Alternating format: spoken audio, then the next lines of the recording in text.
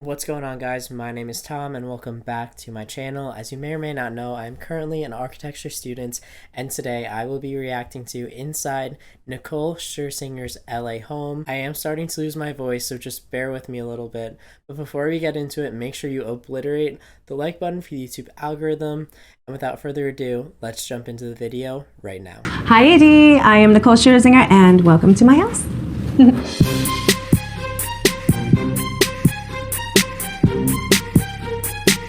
I've been living in this house for not even 2 years now. I bought this house because when I walked in, I saw this beautiful view because I wanted a house with a view overlooking Los Angeles. But when I bought it, there was a huge wall here, and there was a little tiny sliding door there and a window over here, and I wanted people to be able to see the view as soon as they walked in. So I opened everything up so that it just feels like a big, nice, open living area. It would have been nice to see that before picture of what it looked like before she came in and redid the place, but my house is split into 4 levels, but this is primarily my main level. When I took down that wall, I needed storage space, so I built all of the storage over here. I'm very particular about woods and grains of woods and stains of woods, so I made sure to get this exactly right how I wanted it, and I'm very particular about marbles. This is a particular Calcutta. It kind of looked like a hummingbird when I found it, and I put a massive island in. I knew that I wanted another elevated piece of wood here for the island to add another texture. The chairs are essential. They swivel and they're soft leather. Ski ska. When you're entertaining or you're having dinner, you can enjoy the view and your friends, so it's a big fun area. I really love this piece. This is a charred big maple leaf wood, one whole slab with anodized X's, bronze detail, and I designed this with Uhuru, one of my favorite companies out of Brooklyn. I love it because you can see all the movement and the grains of the wood, and I know that live edge is pretty cool, but I wanted to make it a little bit more modern, so I kept the natural live edge, but then I wanted to make the ends square and clean. It's nice and thick and it's hella heavy, and it's just a stunning piece that I love. Uhuru, shout out, hello. So the only thing I keep thinking about while looking at this table is what happens when you're eating and you go to put your fork back down on the table and it just falls straight through the cracks. It's because they were pretty big, but that's all I can really think about. I love collaborating with artists, so a lot of the artwork in my house is actually commissioned artwork. As another artist and a slight control freak, I'm like, let's build something together. But this particular piece is my favorite piece. It's a pretty classic retina. If you look at the detail, there's actually a slice through the painting. I contacted him and I said, what happened? And it's beautiful because his mother actually sewed it together, so I just love it, and it kind of represents how moms always put things back together, and I know my mom is my everything, and it just is the pride of place artwork of the home. This is my den, and this is probably my favorite room in the house because it's so cozy. These couches, you could just sink into them forever. This is where I chill out and relax and hang out with my girls or my family and just talk and drink wine and watch the sunset because the view is amazing. When I built this den, I wanted to make sure I had bookshelves because I feel like bookshelves just add so much more warmth to the room. I mean, obviously you've got to have books and you have pictures, but on the very top shelf up there, it's a reflection of my heritage. It's actually my mother's uli ulis, the red feather ones. They're, I don't know, like Hawaiian maracas that you dance with and do Tahitian with. And then you have an ipu, a Hawaiian instrument made out of dried squash that you pound on the ground and make a beat and a rhythm. I love this room because I wanted it to feel just very warm and inviting and cozy. When it's cold, I put on the fire and open the pocket doors, watch the sunset, and I have wine. I think it's really special. I really like how she is adding her personality into all the spaces between the artwork and any other objects that she has put in the bookcases or wherever. The only thing I would say is it does look a little tight with having those 2 full couches in that room.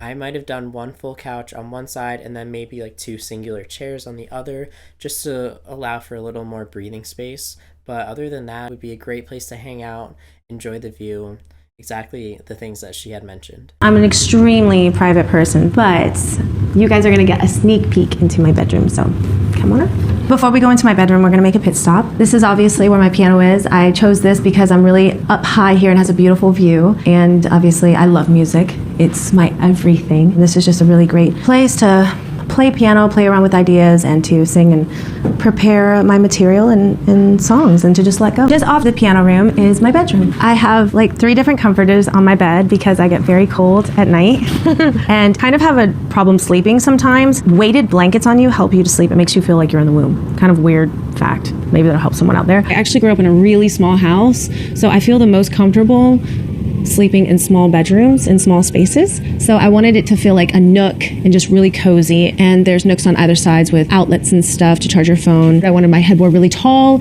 and dramatic. And this is one of my favorite colors. I feel like it's such a rich, beautiful color. And that's made of vintage velvet. And I loved keeping things really modern and classic and clean, but then adding a touch of the tuft nails on the edge so it still feels like warm and a bit traditional. There is a kind of a running theme within my house with grays, organic, neutrals, keeping things really clean, or having a little bit of contrast, like my fireplace right here. This is a special marble that I found, and I just love the subtle movement within the marble. Probably the best part about my bedroom is this big old fat, juicy, yummy balcony. I feel literally like I'm on top of the world. When people come over, they say the higher you are up on the hills, the closer you are to heaven. So I feel like I'm up in the clouds up here. That balcony space is really nice. It would be a great place to just chill and enjoy this magnificent view that you have. I like that she's keeping the same theme throughout the entire house. I know a lot of times you would have separate rooms will have almost like separate themes or color schemes, but everything's super consistent, which I appreciate. This is my theater. I designed it to just be like a little hidden cave. It's just such a great place for my family and friends to just go and hide away. When you're watching movies, lights are out, so we have little theater lights so you can see where you're going. I don't really like theater chairs. I'm like, if you're home and you're watching movies, who wants to be in a chair, even if it reclines? Why not be in like a big sofa bed? So every single tier has a big sofa bed. And for all you long humans out there, all of my couches I've designed to be 7 feet deep, so you can fully get all up in here and just like... So in this theater, I actually have movies that I've either done, been a part of, or movies that inspire me. I've done Men in Black 3. I die really early in the beginning, so if you go to the bathroom where you sneeze, then you'll miss me. I've done Dirty Dancing. I've done Moana. What's up? You looking at Moana's mom scene over here? Purple Rain inspires me so much. These are either musicals I've either been a part of or I'm a fan of. And everyone who comes into this theater, I make them run and jump up here and just sink.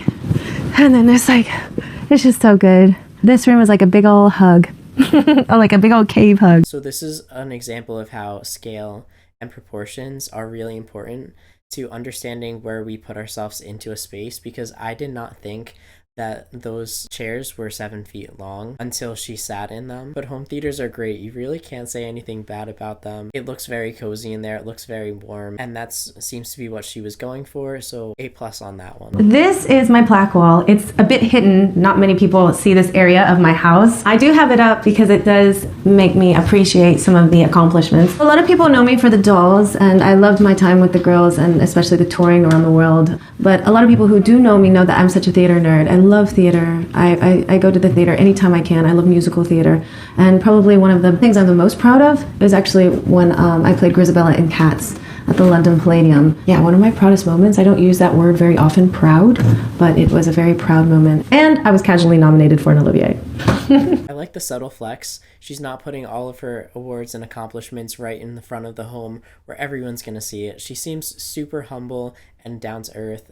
And I really like that. This is my indoor-outdoor lounge. I designed this space for entertainment. I'm not home very often, but when I am home, I like to stay home and have a few friends over and barbecue. I always want everything in my house to be very clean and chic, but at the same time, I wanted everything to be really comfy. This is just a really great area to sink in and watch movies at night as you gaze at the city. As I mentioned, I'm all about comfort, so that's why I created these custom-made lounges, kind of like lounge beds, because I like to sprawl out when I'm laying out and hanging out with my girlfriends. And over here, we are featuring the world's smallest pool.